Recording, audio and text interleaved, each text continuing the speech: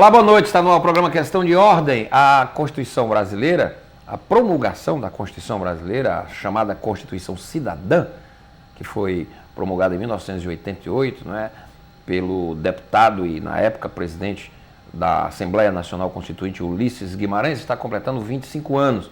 Já é um documento bastante retalhado pelas sucessivas emendas à Constituição. Já há quem proponha, inclusive, um congresso para fazer uma revisão da própria Constituinte. Já há muita discussão sobre teses que não foram consagradas na Constituição e que a sociedade brasileira já está a reclamar devido aos índices de violência, a criminalidade que assola as ruas das grandes cidades brasileiras. Qualquer grande cidade brasileira, aliás, não só grandes, mas até cidades de médio porte, elas estão hoje infestadas de criminosos, num índice de criminalidade que assusta.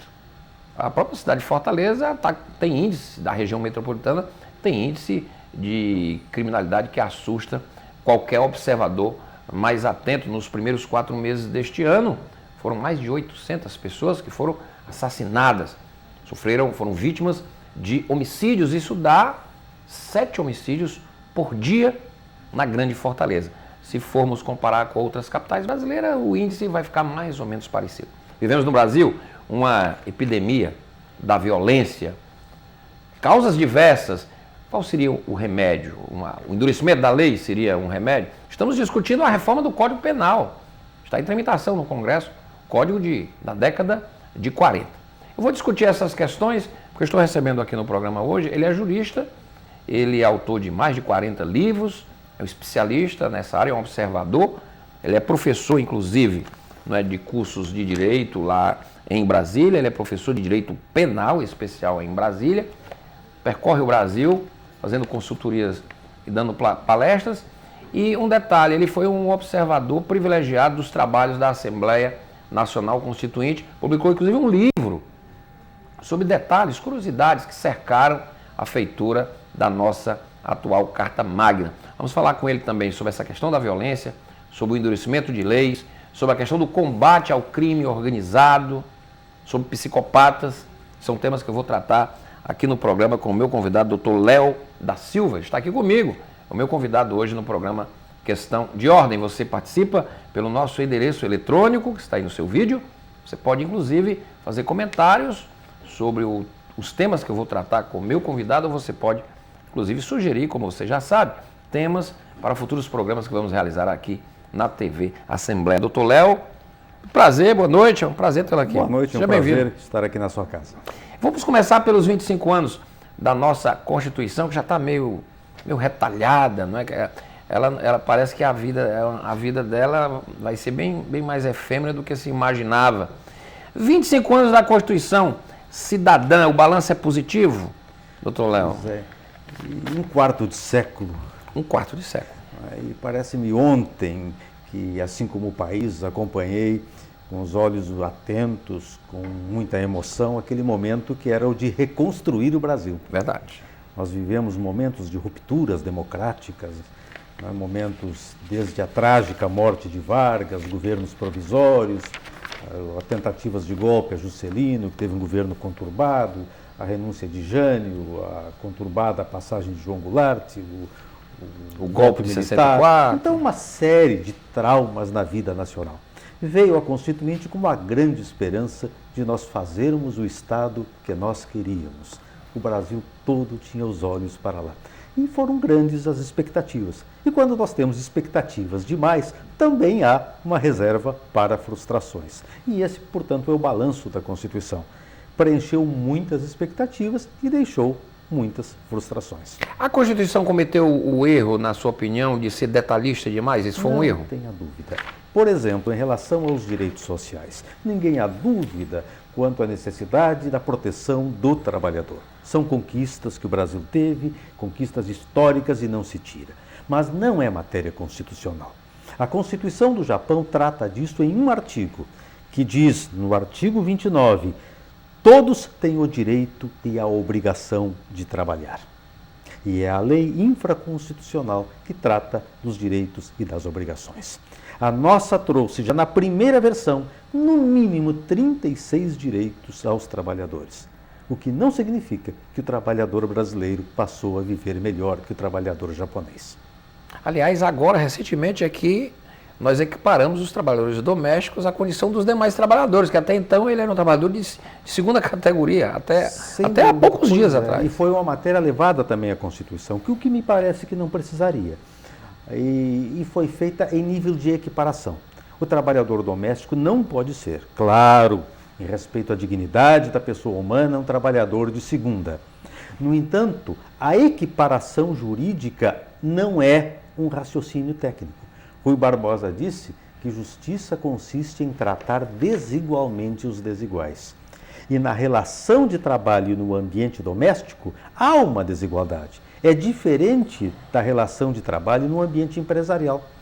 Da forma como foi posta, hoje o empregador doméstico tem que se organizar tal qual um empresário.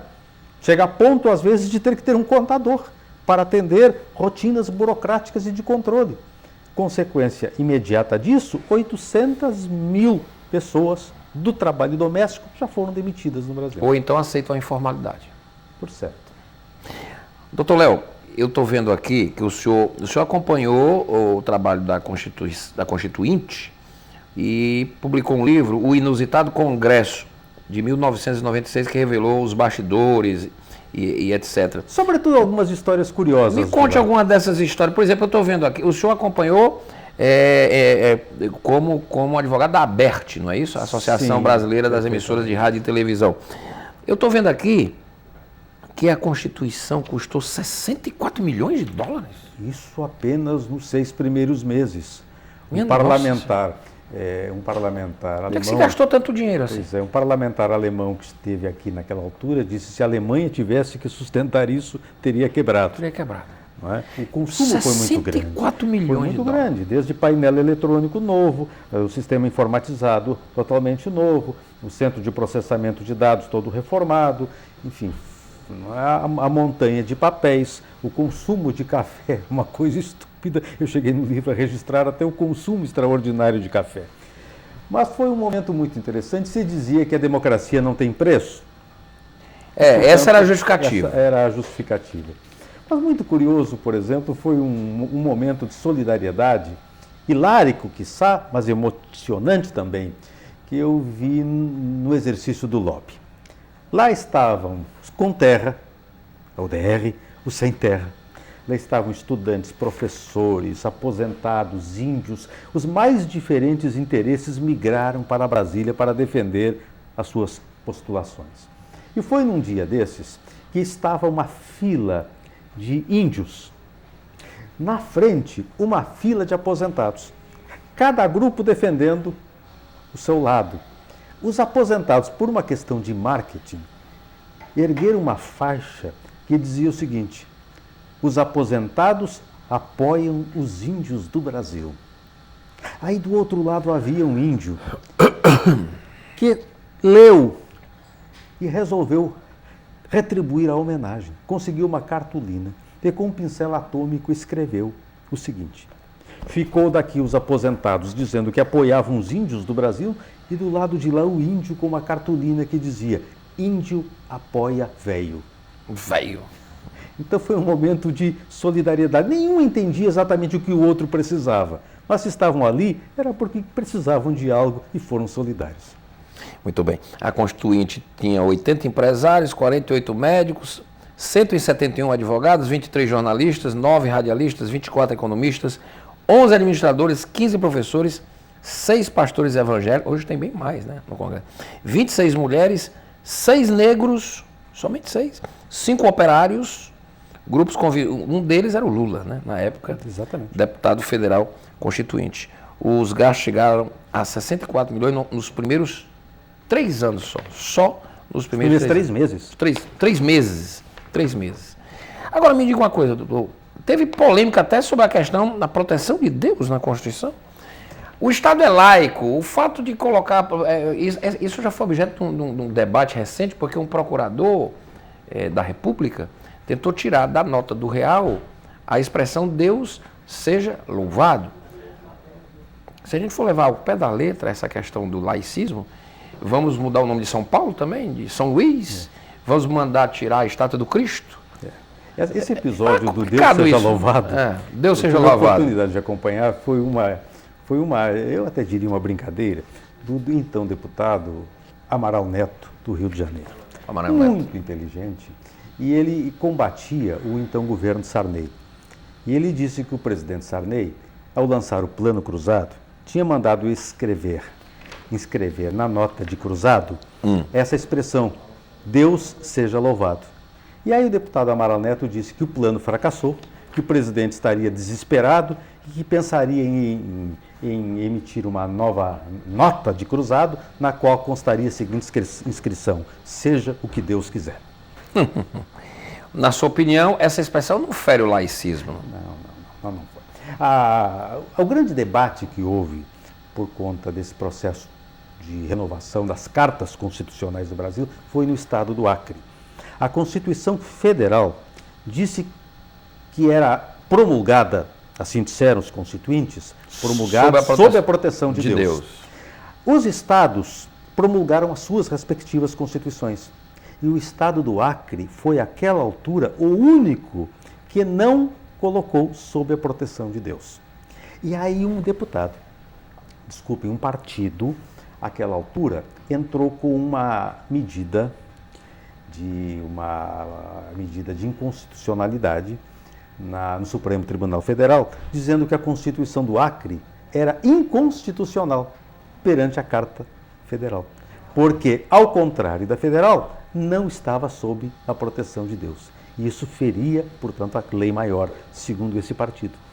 E o Supremo Tribunal Federal, ao decidir essa então, depois de muitos debates, concluiu por voto condutor do ministro Carlos Mário Veloso que estar ou não sob a proteção de Deus era uma decisão autônoma de cada unidade federativa. E assim a Constituição do Acre ficou sem a proteção de Deus.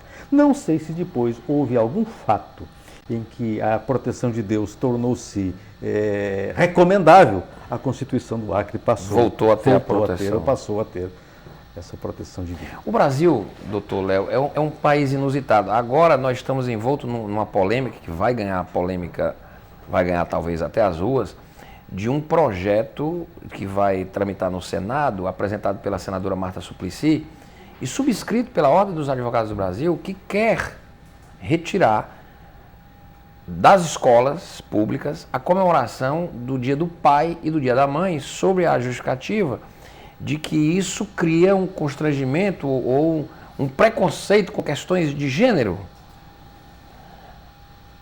Todo mundo sabe que isso parte de movimento. Eu vejo, sabe, o Brasil tem coisas tão mais importantes a debater, que nós vamos desprender energia e tempo para discutir se tira ou não o Dia dos Pais e o Dia das Mães das escolas. Temos desafios imensos. O país que, por um lado, orgulha-se de ser a 6ª ou 7ª economia do mundo, tem ainda, em alguns setores, situações quase tribais. A miséria ainda campeia, a segurança pública é caótica, o sistema de saúde, todos nós conhecemos, é deplorável. Então, são situações que recomendam ou exigem dos nossos governantes, dos nossos legisladores e da nossa sociedade uma atenção prioritária. Isso não é um assunto para você consumir uma grande casa relativa, com todo respeito, não é, a essas questões, mas eu acho que há um pouco de exagero. E isso vai, o senhor pode ter certeza, gerar uma polêmica por conta, né, que algumas minorias acham que o Dia dos Pais e o Dia das Mães gera um preconceito, porque foi recepcionado pelo Supremo a união civil de casais do mesmo sexo, portanto não tem pai, não tem mãe, quer dizer, aí você quer levar isso às últimas consequências, proibindo a comemoração do Dia dos Pais e do Dia das Mães. Se enveredarmos por isso, também é uma corrente que faz retirar dos cursos de direito um espaço que lá é chamado de direito de família.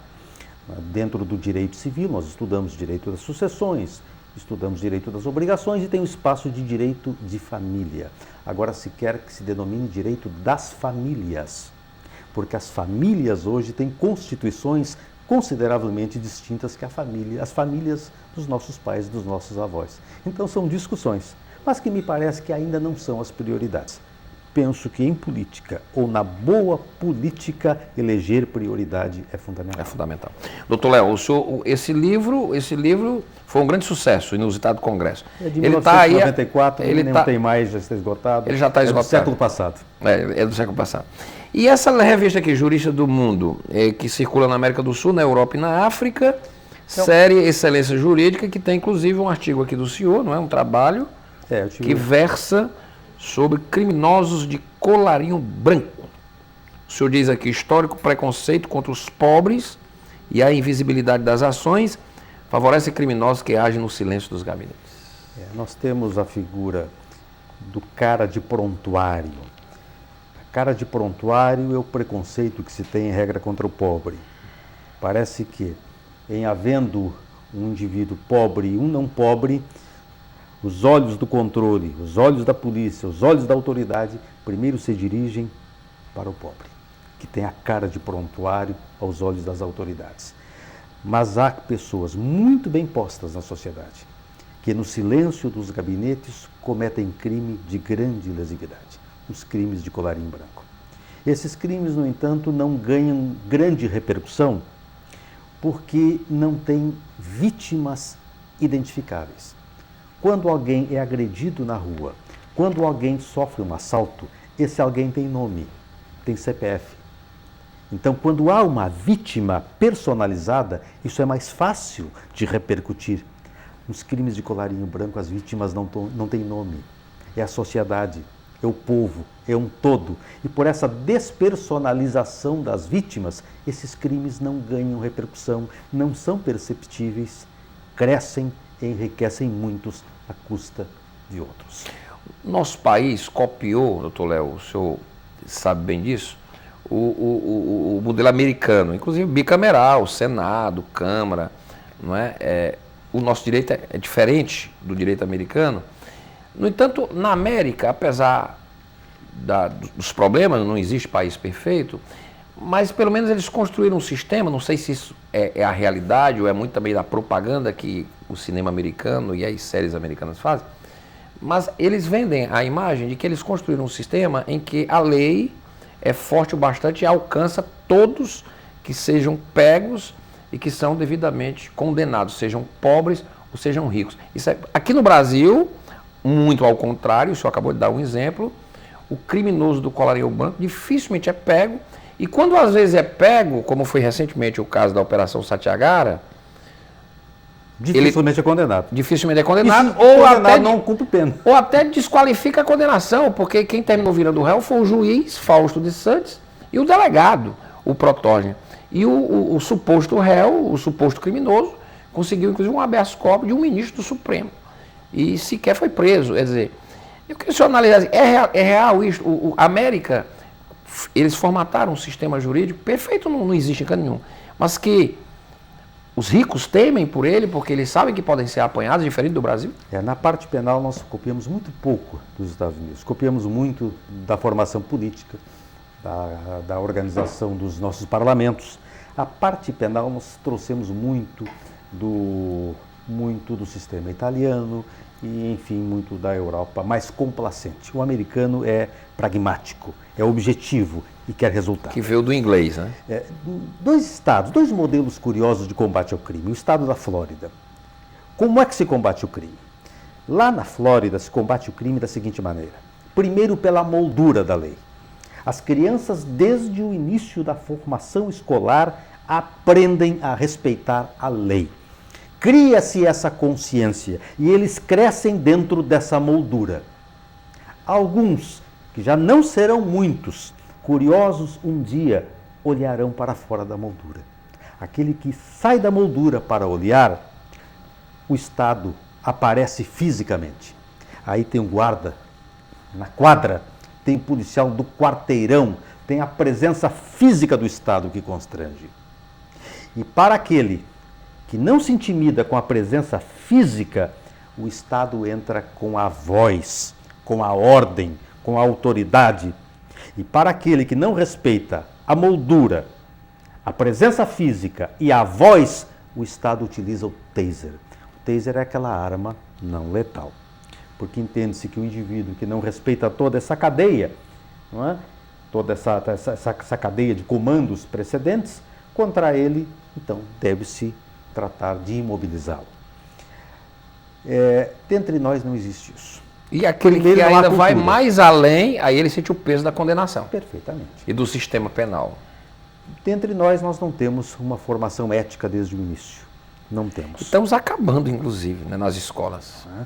Outro dia havia, e agora faço um parênteses, eu via uma comemoração ao primeiro ano da Lei Seca. Uma jornalista de uma emissora em São Paulo foi entrevistar jovens que estavam a fazer manobras radicais nos seus carros em uma praça e a tomar cerveja. A jornalista abordou um desses moços que estava com uma lata de cerveja após uma manobra e perguntou: o que o senhor acha da Lei Seca? Ele disse: eu adoro, eu sou totalmente a favor da Lei Seca, porque nós seca tudo. E secou a lata de cerveja. Quer dizer, essa é a cultura do não respeito do deboche. Não é? Isso acontece nas coisas mínimas. Aqui mesmo, em frente aqui à Assembleia Legislativa, nós temos uma faixa de pedestres onde há muito trânsito de pessoas que ultrapassam desse prédio vizinho para cá, para o prédio principal. E os carros devem parar ao pressentir que um pedestre... E eu ia passando, o carro ia passando por cima, ele não parou. E eu digo: olha a faixa, você não sabe que a faixa é prioritária, o pedestre? Ele olhou para a cabeça de fora: e o que é que você tem a ver com isso? Este é o nível de civilidade de que a gente está construindo no Brasil. Quer dizer, o indivíduo que não respeita a faixa, ele depois não respeita o sinal vermelho, ele não respeita a vida que ele passa por cima. Enquanto a punição nos países civilizados ela é usada pedagogicamente, só acabou de dar um exemplo aí da Flórida, no Brasil nós temos juristas que acham que punir não é o caminho. Aí eu fico complicado. Então o primeiro passo é essa cultura. Não havendo essa cultura, o Estado tem que se apresentar para aqueles renitentes, mas tem que se apresentar fisicamente. Em Brasília, e eu moro em Brasília há quase 30 anos, se alguém quiser fugir da polícia, vá para as ruas. Não se vê policial na rua. Se houver um incidente, um acidente, uma tragédia, o policial será o último a chegar na cena. Não há polícia ostensiva. Então, o policiamento ostensivo, a simples presença do agente de Estado, isso está demonstrado, é intimidador, é um elemento de controle. Enfim, em alguns estados dos Estados Unidos, há ainda a lei dos 3 strikes. Por exemplo, em um deles, um cidadão foi condenado à prisão perpétua por furtar um pacote de biscoitos. É um pouco exagerado. Na verdade, a leitura é a seguinte: esse cidadão já tinha cometido um assalto à mão armada, passou 6 anos na cadeia, saiu de lá, cometeu um outro assalto à mão armada e feriu gravemente uma atendente. Voltou para a cadeia e ficou mais 10 anos. Saiu da cadeia, foi pego em flagrante furtando um pacote de biscoitos. Quer dizer, não foi o roubo do biscoito. Não foi o furto do biscoito, foi o conjunto da obra. Então é a lei dos 3 strikes. Ele tem 3 oportunidades, na terceira ele sai de cena, ele sai do jogo, ele não joga mais. Não é? É uma lei muito polêmica que está associada àquele conceito da tolerância zero. Não é? O Brasil parece-me que não tende a aceitar essa linha. O nosso direito é de proteção, o nosso direito penal, é de proteção do réu. O bandido. E eu entendo que o direito penal há de ser de proteção do povo, de proteção da sociedade, do cidadão honesto. E essa é uma grande discussão que estamos tendo agora, doutor Léo, exatamente no momento em que o Congresso está debatendo a reforma do Código Penal, onde essa percepção que o senhor tem, a percepção que nós, comunicadores, temos todo dia ao termos um contato com o povo. Há uma nítida preocupação no Brasil de proteger o bandido. E a sociedade, como é que fica? Eu vou fazer aqui um intervalo, estou aqui com o doutor Léo da Silva, que é um jurista com mais de 40 livros publicados e que a gente está fazendo uma reflexão sobre alguns problemas brasileiros. Falamos da Constituinte, porque estamos aí comemorando 25 anos da nossa Constituição Cidadã, e o doutor Léo foi, assim, um observador privilegiado, atuando lá dentro da da Assembleia Nacional Constituinte, presidida à época pelo saudoso deputado Ulisses Guimarães. Eu vou fazer um intervalo, eu vou aproveitar que estamos a falar aqui sobre crimes, sobre direito penal, e conversar um pouco com o Dr. Léo sobre a questão da reforma penal e sobre essa questão de endurecimento das leis que tratam dos crimes contra a vida. Há uma discussão de que o Brasil está na contramão das grandes nações civilizadas, que punem com rigor os crimes contra a vida. O Brasil, muito ao contrário, a lei ela é leniente, ela permite, inclusive, que o criminoso do crime mais hediondo, ele ainda tem o beneplácito de na cadeia, poder descontar os dias de condenação. Vou fazer um rápido intervalo. Questão de ordem, volta já.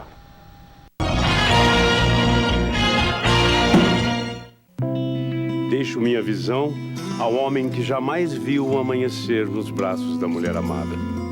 Deixo meu coração à mulher que vive exclusivamente para fazer o coração de seu filho feliz. Deixo meus rins a pessoas que tiveram seus sonhos interrompidos, mas que ainda os cultivam. Deixo meu pulmão ao adolescente que quer gritar ao mundo mais uma vez: eu te amo! Deixo meu fígado para aqueles que não tinham esperança na recuperação. Deixo ossos, pele e cada tecido meu à criança que ainda não descobriu o que é viver por inteiro. Deixo a você o meu exemplo. Deixo à minha família o desejo de ser um doador. Deixo para a vida, enfim, um recado. Nós vencemos. Seja um doador de órgãos, seja um doador de vidas.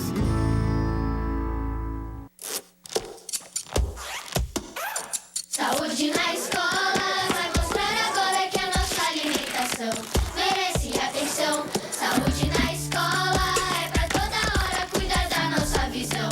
É a melhor lição. Participe das ações do programa Saúde na Escola 2013. Cuidados com a visão, alimentação adequada e atividades físicas. Tudo no ritmo certo.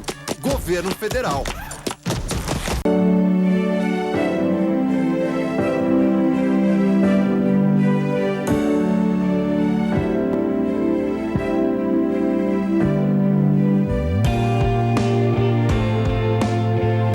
Doar sangue é um ato de solidariedade que eu, você, todos nós devemos praticar. Doe sangue, faça disso um hábito. Essa corrente precisa de você. Seja um doador, um grande ato incentivado e apoiado pelo SUS. Voltamos com o programa Questão de Ordem. Eu estou recebendo aqui hoje um jurista, um especialista na área do direito criminal. Ele é conferencista, é escritor, com mais de 40 livros publicados, inclusive participa aqui de uma revista Juristas do Mundo, que é publicada na América do Sul, na Europa, na África, série excelente jurídica. Estou aqui com o doutor Léo da Silva, ele é o meu convidado hoje no programa Questão de Ordem. Doutor Léo, aqui nesse artigo aqui, que o senhor aborda a questão do colarinho branco, mesmo os países mais civilizados, que têm uma polícia mais científica, que tem um aparato estatal que funciona melhor do que o nosso, porque o nosso sistema é bastante precário, a começar pelo aparelhamento policial, quer dizer, as polícias civis, etc., as polícias militares ganham mal, há uma série de distorções que ainda precisamos evoluir. Mas mesmo nos países mais civilizados, e eles estão sempre fazendo debates em relação a isso, agora mesmo recentemente aqui a Justiça Federal realizou um profundo seminário interno de como agilizar os processos para poder pegar o criminoso do colarinho branco. Porque é complicado, não é? Porque o crime ele é mais sofisticado, o criminoso do colarinho branco ele tem dinheiro, não é? Quer dizer, ele é um homem que tem poder. O Brasil consegue, com essa nossa estrutura, que às vezes não dá vencimento nem daquele ladrão do meio da rua, que comete 3, 4, 5, 6 crimes e continua livre a cometer crimes, nós conseguiremos dar vazão a essa necessidade também de avançarmos na questão do combate ao crime do colarinho branco? O crime de colarinho branco tem muito da psicopatia corporativa. Nós acostumamos associar a figura do psicopata àquele